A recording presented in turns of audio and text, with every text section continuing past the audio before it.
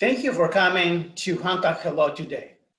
The name of our presentation is Show Me the Money.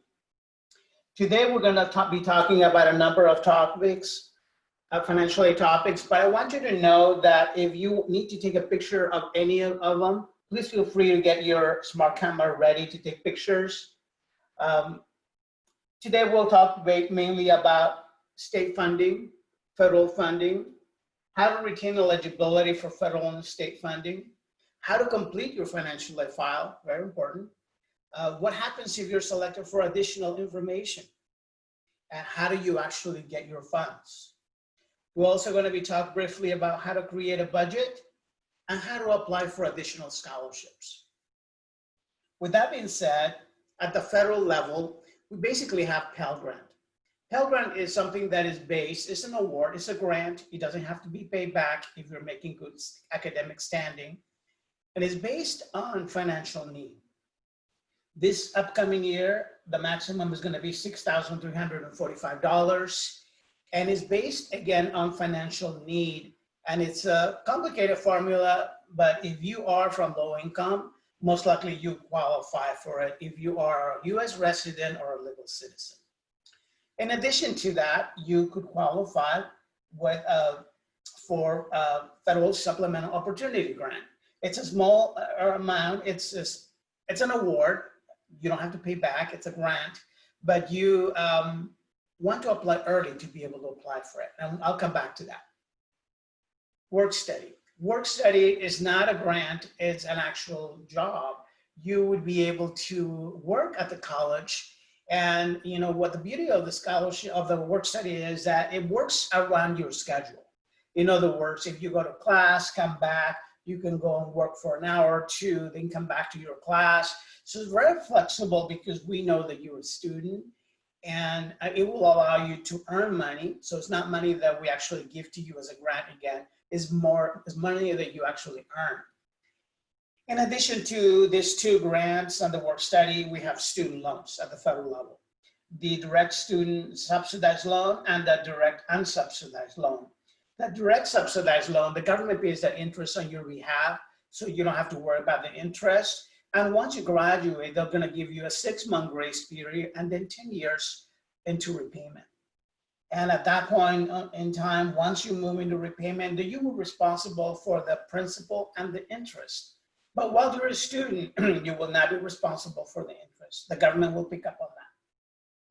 Now, the direct unsubsidized loan, that one, just like it sounds, is not subsidized by the government. Therefore, the student is responsible for the interest that accrues.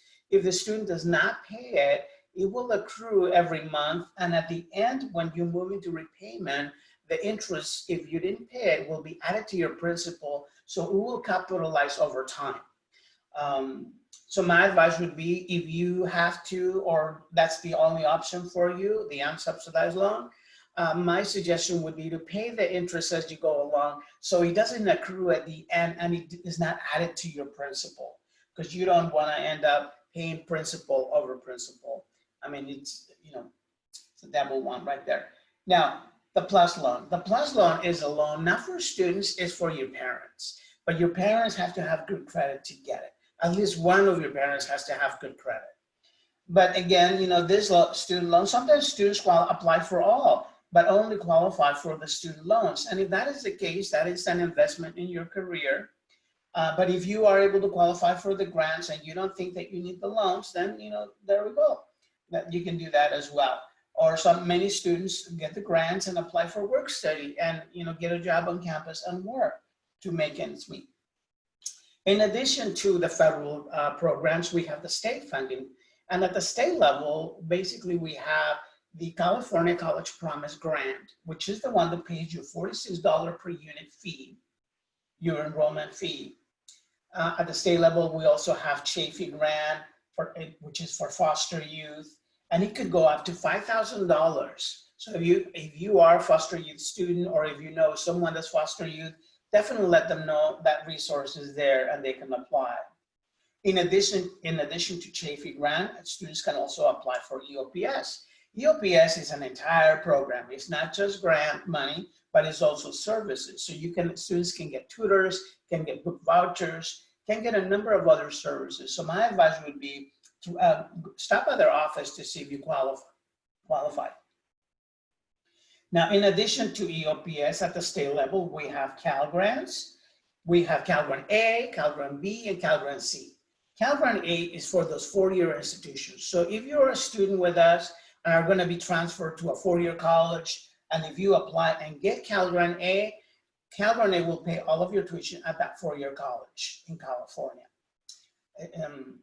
as long as it's not private.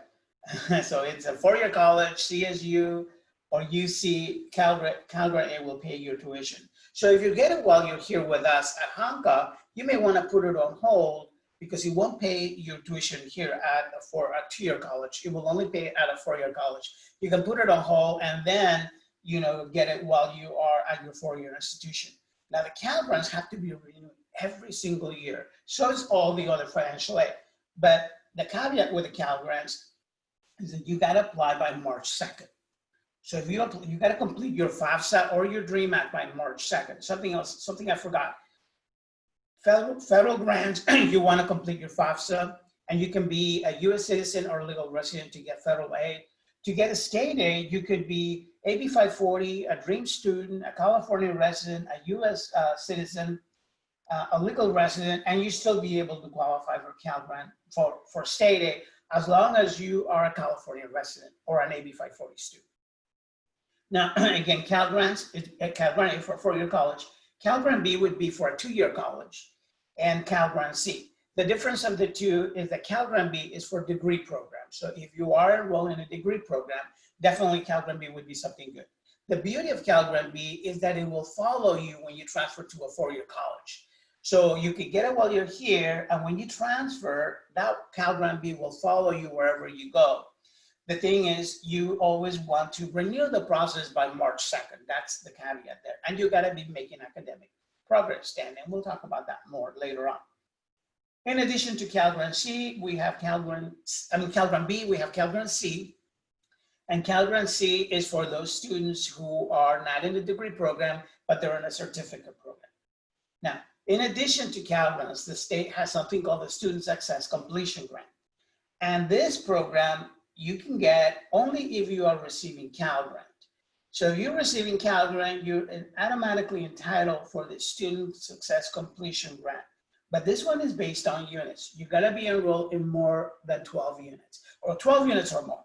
So if you enroll between 12 and 14.99 units, you can get up to $649 per semester. If you are enrolled in 15 units or more, then you can get, per semester, you can get up to $2,000 per semester. So up to $4,000 if you enroll in 15 units or more. Remember, all these units have to be part of your academic program. And again, the deadline is going to be March 2nd of every year. A little bit more about Student Success Completion Grant. Like I said, you got to be a Cal Grant recipient. You have to be making satisfactory academic progress standards. You have to be meeting those. And you have to be meeting not the state, but the federal satisfactory academic program standards. And we're going to come back to that. And the amounts would vary depending on the number of units that you enroll. In addition to what I mentioned at the state level, we have something called the Students with Dependent Children. We call it the WDC. And basically what that is if you have a child that is dependent of you and you support them with at least 50%, and they are 18 years or under, they're under 18 years old, then you can get this new grant. This is new. And if you are receiving Cal Grant A, in other words, if you go into a four-year college, you can get up to $6,000. If you are going to a community college or a four-year college and are receiving Cal Grant B, you can also get up to $6,000 a year. If you are receiving Cal Grant C and you meet this criteria of having a child that's under 18 years of age who received 50% or more of their support from you, then you can get up to $4,000 for this program.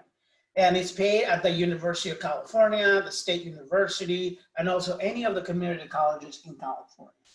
So this is something great that just came out. Now, the California Student Aid Commission at the state level also has something called the Law Enforcement Personnel Dependence Program.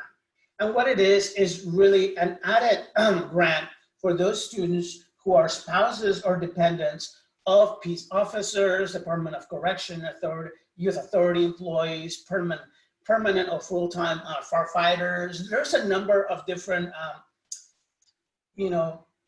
public employees that could get it, but they have to be within the law enforcement. And if they are, in other words, if you are a spouse of any of them, or if you're a dependent, in other words, your parent works here or has worked here, you can get up to $12,192 per year, between $100 and $12,192.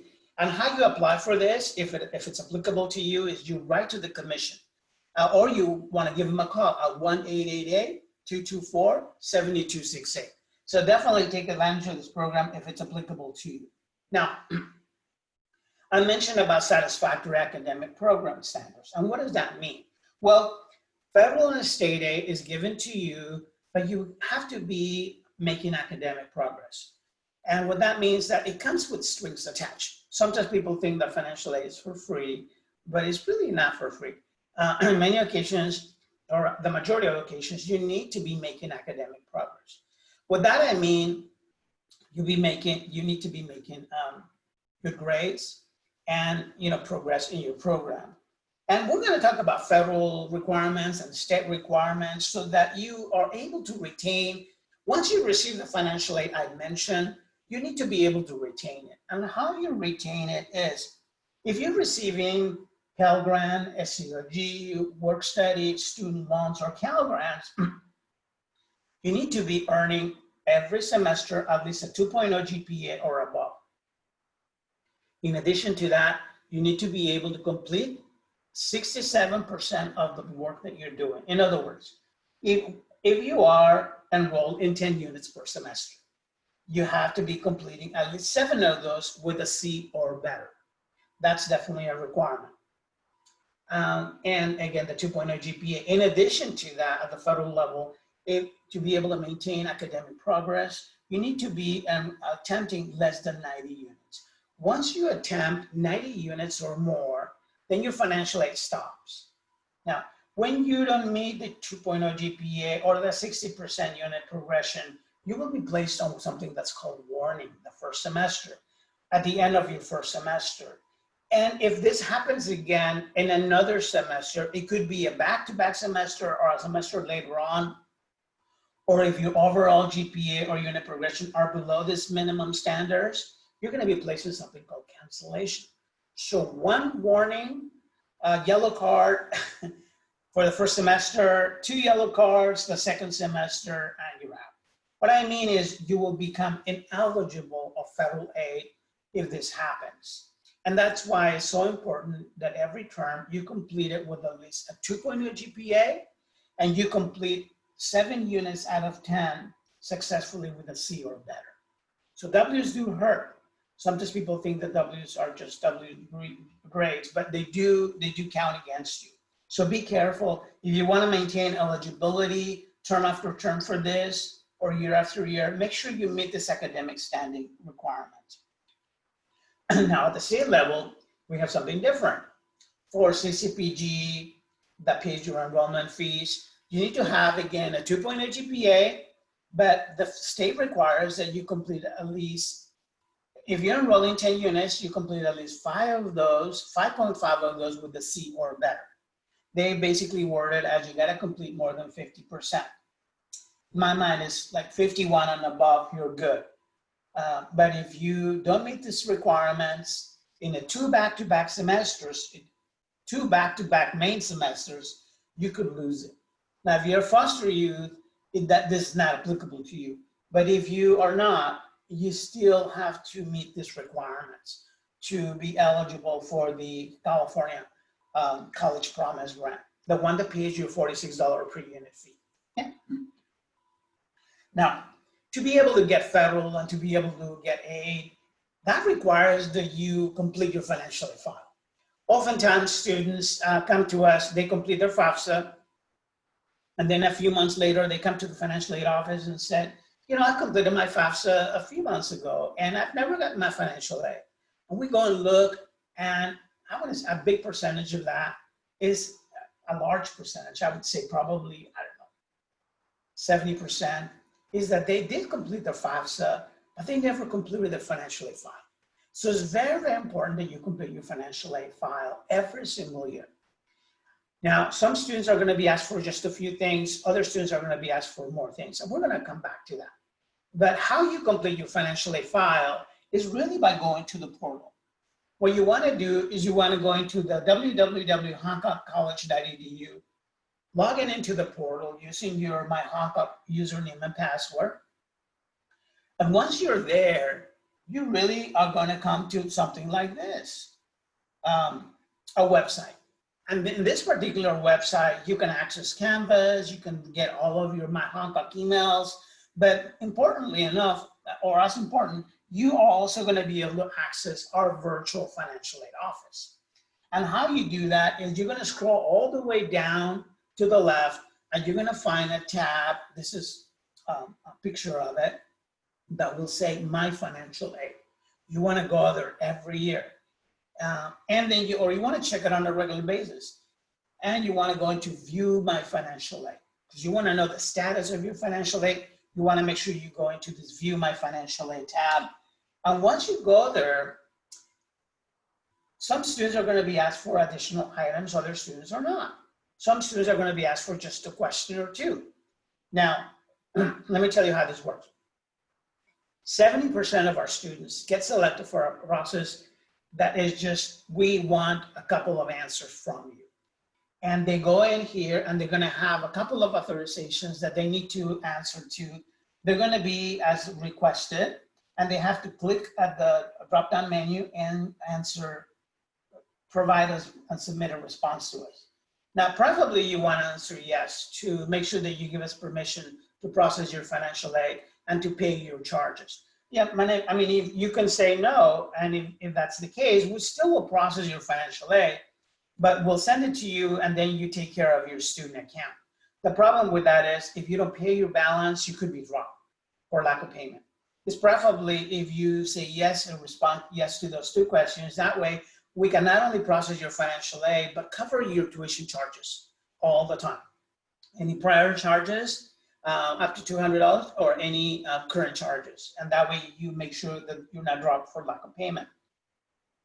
That's about 70% of the student population. But now there's another 30% of the student population that is selected for a process called verification. And not every student gets selected, and the government randomly does the selection process, so we never know how they do it. They just tell us you gotta go after this student and request additional documentation. And what that means is that when you go into this tab, into this particular, I forgot to mention, I'm sorry, when you go in there, you gotta select the proper year. For this upcoming year, you gotta go to summer 2020 to spring 2021. And consequently, for any other years, you have to make sure that you select the right year. If you select the wrong year, then you're gonna get a wrong list. You wanna make sure our year starts in the summer. So for this upcoming summer 2020, for this term that we're starting, you're gonna select the year summer 2020 to spring 2021. Going back to verification, those students who are selected for additional items are going to be something here on the list that will say financial aid task. And when you go into this financial aid task, you want to make sure that you complete it. Now, how you complete those is that you're going to be asked to create an account. And when you create this account, you want to make sure that you use the same last name you used when you completed your FAFSA or your DREAM Act. Now, sometimes students open up, create this account, and they want to type in a name that's slightly different than what they use. Let me say a little more about that. Let's just say we have a lot of students that have a hyphenated name, or students that have a compound last name, you know, and when that happens, they forget how they completed their FAFSA and they enter here only one last name, but they use the same last names they used when they completed their FAFSA. And or if their last name has a hyphen, they want to make sure that they use the hyphen so that it matches with the FAFSA. Now, once they complete their account, they're going to be taken to this process of completing a verification worksheet. And how they complete the verification worksheet is that they got to list all the family members in the household. This particular example is for a student that's independent, but most of you will probably be dependent students. So it's the same process, but what you got to list in here is yourself, which will be listed, but you also want to list your parents and your siblings. So all of your families, like any family member that your parents support with at least 50%, you gotta definitely list in here. And then once you complete this, so you gotta know their name, you gotta know their date of birth, and whether or not they go to college with at least half time. And once you complete it, then you can submit that, you can review it, and then you get to submit it. But you will be asked at this process when you are working on this verification worksheet, whether or not you use the IRS DRT link. A lot of students don't use the DRT link because they had issues with the linking process when they were doing the FAFSA or they choose not to. If you did not choose the DRT, in other words, if you did not link your FAFSA with the IRS, then you gotta make sure that you answer properly here that you didn't link it. If you did link it, it will not ask you for an additional document. But in most cases, for those students who weren't able to link their FAFSA with their IRS, they're going to be asked to upload a copy of the parent's tax return or a transcript. If they work for that particular year in question, and this year for this upcoming year, 2021, we're asking for 2018 tax return forms. So if your parents worked during that year, you want to make sure you upload their academic transcript, their tax return transcript or their tax return and make sure that they're signed. IRS tax transcripts are not required signature, but any paper tax returns require your parent to sign and date. And if you're uploading your own because you work in 2018, you also got to sign and date your tax return. But once you do that, you basically are set. You can submit your financial aid file, it will be reviewed, and then you won't come in the next few months saying, where's my financial aid? So basically, like I said, you got to complete your FAFSA, which is the majority of the process, but you also got to complete your financial aid file. That way you can get the funding that you need and you can maximize the financial aid you receive to pay for your educational resources. And next, how do you actually get your funding? Well, once your financial aid file is complete and is reviewed and your package, then we're going to try to send you money. And how we do it is that the college will send you either an envelope or an email. I believe now students receive an email with a personal code. And that personal code will help students activate their account. So you basically let the college know that, yeah, this is you. And then you're going to be given 3 options. One of the options is if you don't have a bank account, and you can open up an account with Bank Mobile. There will be fees, just like any other bank, and you're going to be sent a card. This particular card, debit card, you can use at any of the ATMs on campus, the main campus or Lompoc LVC, to be able to get your money, your financial aid funds. It's a quick process. It's a wire to this particular bank account that you're opening, and you get a card to do it. That's convenient for the students that are on campus, that don't have already existing accounts out there. But the other option you have is if you already have a bank account with any of the local banks that you're banking with, you could select, I want my financial aid to go as a wire to my personal bank or savings account. And the funds will go out to you with no fees because you already have a bank that has fees in it. So that would be another option. The third option is if you don't do any of the above, it's going to default to a paper check, or you could select paper check. The downside with paper checks is that oftentimes students move. And when they move, we've had students that come to the financial aid office and we process their paperwork and everything. We've already sent their funds to them, and they come in and say they never got their financial aid check. So we go in and look and check the address that the check went to, realize they moved already, and we ask them, well, this is where the actual check went out to. And they say, well, I moved, I no longer live there. And we ask them, well, have you given us this information? Because we have all the information. And sometimes students forget. So if that is the case, your check could go and could end up in the wrong house. Maybe you moved away from there anymore, you're no longer living there. So whoever resides in that house would get this check. They may or may not want to send it to you. So what happens is when a paper check goes up to the wrong address, the bank that we work with, Bank Mobile, will say, well, we need to put a stop payment and we need to reissue. But that takes weeks. To put a stop payment, they want to make sure no one's cashed this check. And then once they get confirmation that no one's cashed this particular check, then they have to place a reissue. And that takes weeks. So these two other options are a lot quicker. This option could be a long process, and especially if you move. Okay, so be aware that there are options that you can choose, and you want to select the best option for you. Now, once student gets a financial aid, they get their money, they're ready to go. But what happens?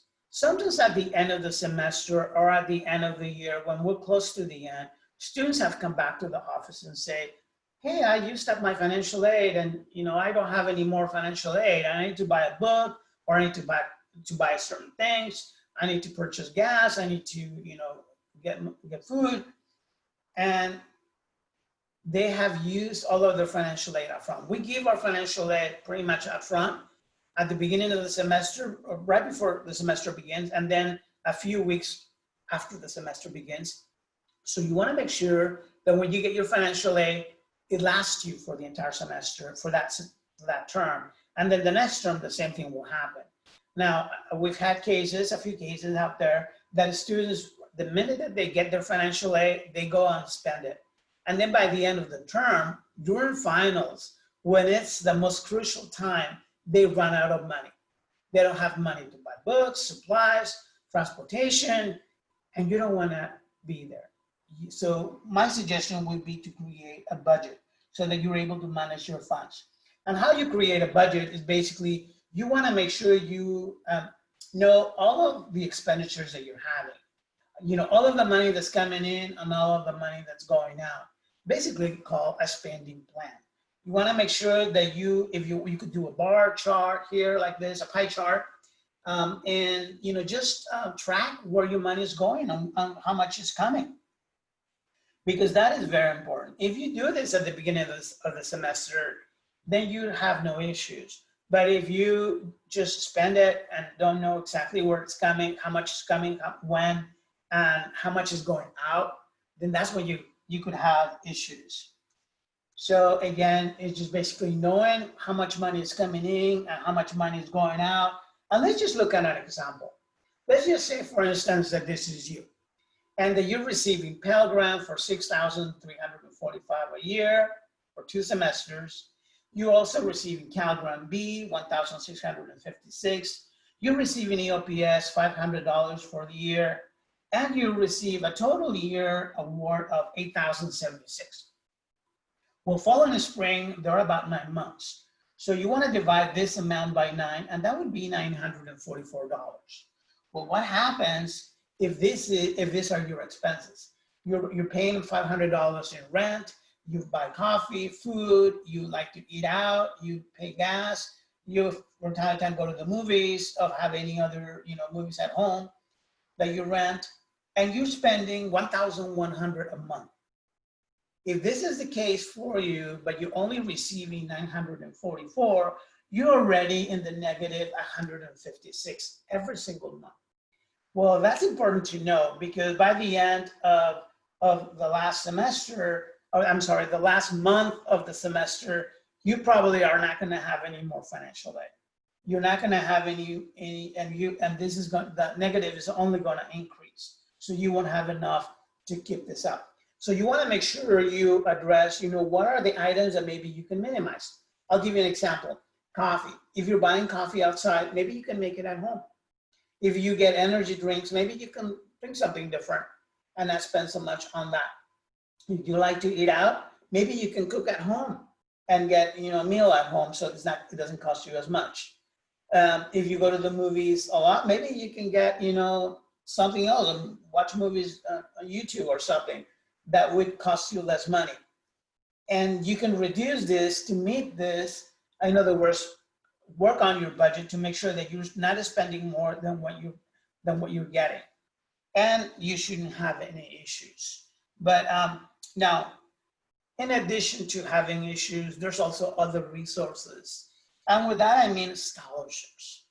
And basically, scholarships, most of them have a deadline, just like the Cal Grants and the SEOG, where there's priority deadlines that you need to have, or hard deadlines.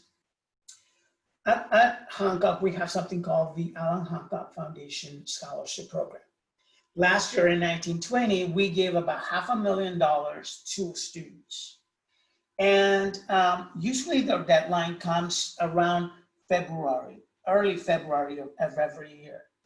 Right now, we don't know the deadline for the upcoming 2021, but it's going to be in early February. So definitely be on the lookout for that deadline.